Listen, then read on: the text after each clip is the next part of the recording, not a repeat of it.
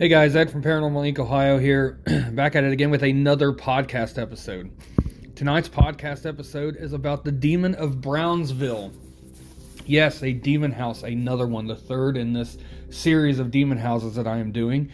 The Demon of Brownsville haunted a family for quite a lengthy time. Ended up that the owner wrote a book about it and has went on to do several interviews. There's been TV adaptations of the story, but tonight we are going to talk about it in a discussion about the Demon of the Brownsville house.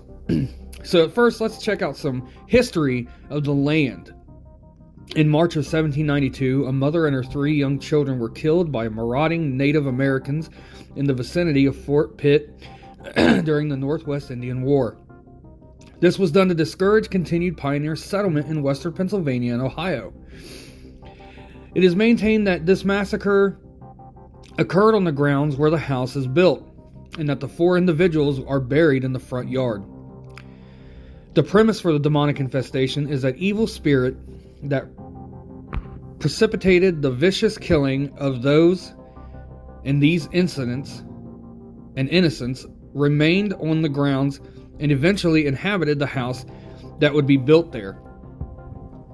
An immigrant laborer would also put a curse on the house while it was under construction out of jealousy for its wealthy owner and his beautiful wife.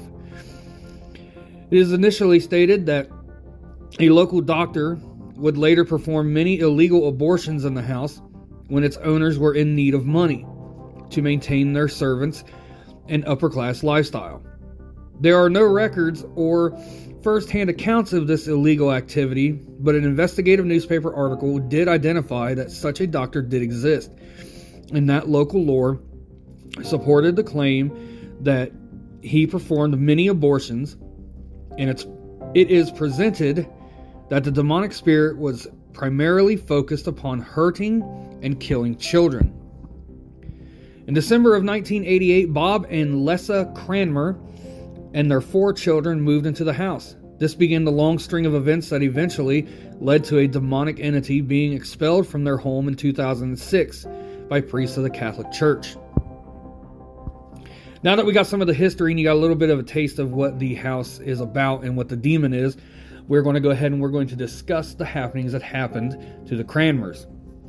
So the house at 3406 Brownsville Road was built in 1909 through 1910 and had 3 previous owners prior to the Cranmers. In December 1988, Bob and Lessa Cranmer bought the house upon being transferred to Pittsburgh by his job.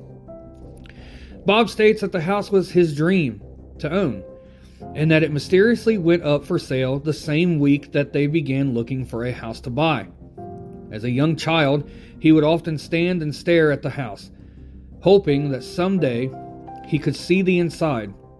The 3-story house was built in the Craftsman style and would later be designated as a historical landmark by Pittsburgh History of Landmarks. Because of the unique design, Bob and Lessa married in 1980. While Bob was an officer of the U.S. Army, he left the service in 1986 and went to work for AT&T in Whippany, New Jersey. Their objective was to eventually relocate to Pittsburgh, where Bob had grown up. This was unexpectedly realized quicker than they had expected, as they had just built a new house in 1987. They had 4 children, Jessica 4, Bobby 3, David 2, and Charles 2 months, when they moved to Pittsburgh. Bob Cranmer states that the seller seemed very anxious to move out and surprisingly accepted his first low-ball offer without any negotiations. During a walkthrough of the house, young Bobby Jr. wandered off by himself. As the group went to the basement, he would soon be found on the front staircase crying and hyperventilating, as if he'd seen a ghost. Lessa later expressed to Bob her misgivings about the house, that it was much too large, and furthermore gave her the creeps. Bob discounted this and was determined to make this house a home for his young family. He did, however, ask the seller if there was anything wrong with the house. Understanding exactly what he was referring to, the seller assured him that the house was fine and that Catholic Mass was conducted several times in the living room of the house. Bob thought this was an odd response, but took it with the reassurance that had been implied. Later the next spring, Bob discovered a small metal box buried in the front yard containing Catholic religious items. He called the previous owner, who had assured him that the house was fine, only then to hear him say, "Just put it back where you found it."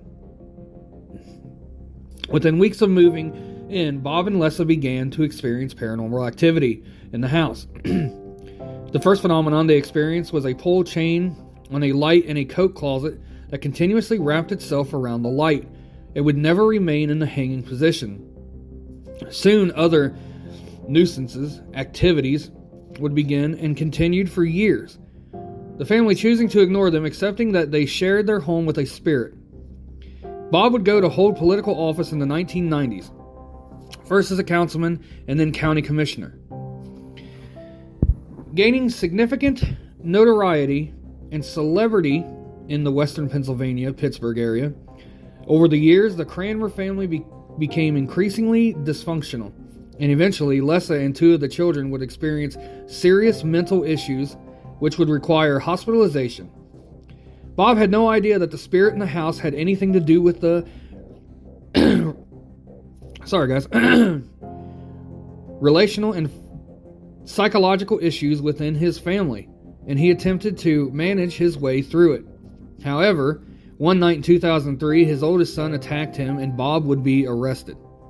The next morning, his elderly aunt, who was living with the family, was also found dead in her bed from natural causes.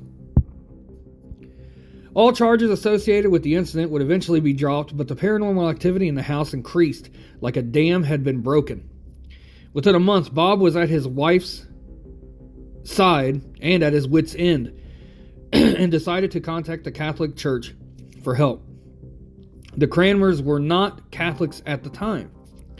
The mayor of Pittsburgh, Tom Murphy, who was a personal friend of Cranmer, went to see the then Bishop of Pittsburgh, Donald Worrell, to request the assistance of the diocese.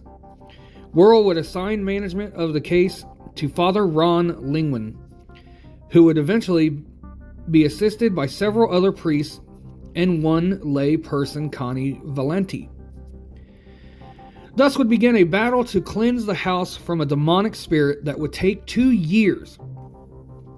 Paranormal researchers from Penn State University would eventually become associated with the situation and would later move on to celebrity with a hit television show called Paranormal State. The group's leader, Ryan Buell, would later discuss the Cranmer house in an article.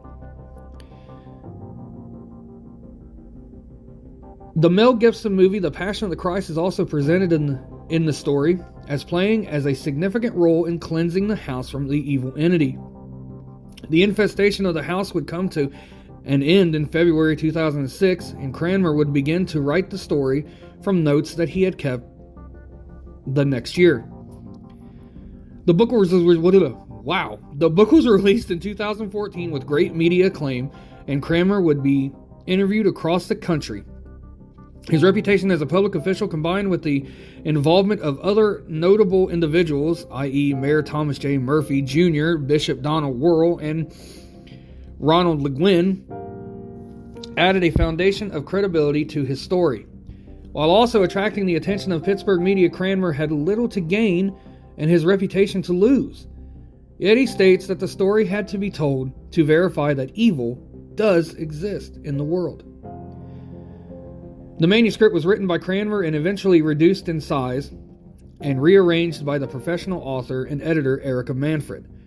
She was the third of 3 writers employed by Cranmer as issues and conflicts kept arising, which seemed intent on preventing the book from being published.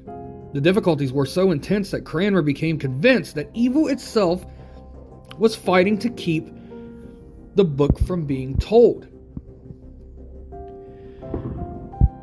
Now, I know it says that Mel Gibson's Passion of the Christ was played inside the home, and it was for a year straight. Cranmer played it nonstop to fight off the demon infestation of the house. Eventually it calmed down, but it picked back up and just kept harassing and terrorizing this family for any way or any reason why a demon would do it. It's just out of its pure hatred for us, because we have what it wants. We have life. It's never had life, and it just craves it. So Bob wrote his book, and it became pretty famous. It was adapted into a lot of television shows: Paranormal Witness, as you just heard, Paranormal State, A Haunting, so on and so forth.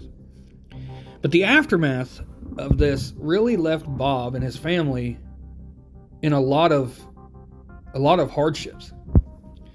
Since the telling of the story, Cranmer's life has had its share of tragedy. In March 2015, his son David died unexpectedly, and his wife went into depression. They subsequently ended their marriage of 37 years in 2018. He is quoted as saying during an interview, "Writing the book was like outing the mob. There's obviously going to be consequences." He continues to do interviews about the book and his experience. After he wrote the book, he says, "It just feels like the evil of the house was punishing him by taking away the things that he loved." But yet, after over a decade, the house has been cleared of evil. Bob opened it as a bed and breakfast in November 2019, the Brownsville Road house. So, this house was just all...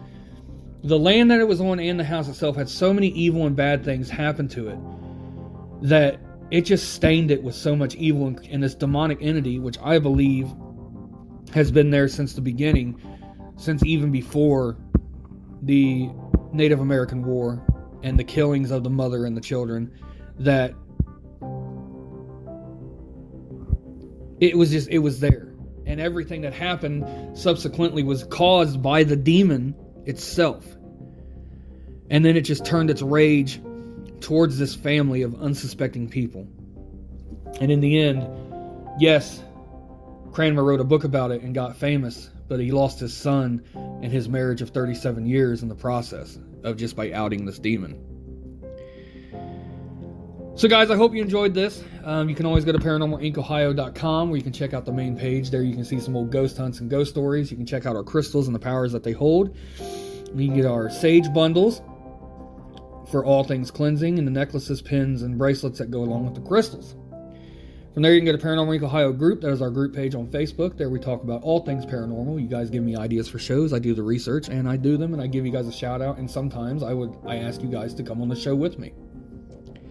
From there, you can go to Paranormal Inc. Ohio on YouTube and on TikTok. You can check out some old ghost hunts and ghost stories. And as always, you can check out Paranormal Inc. Ohio on the podcast on all podcast venues. Every Monday, Tuesday, and Wednesday at 10 p.m. a new podcast episode. Every Thursday night at 10 p.m. we are live on Facebook for a discussion of paranormal things. And every Friday is Fear Friday Live. There I do some live ghost hunts, some investigations, and I do some in-depth discussions about the paranormal live on Facebook at 10 p.m.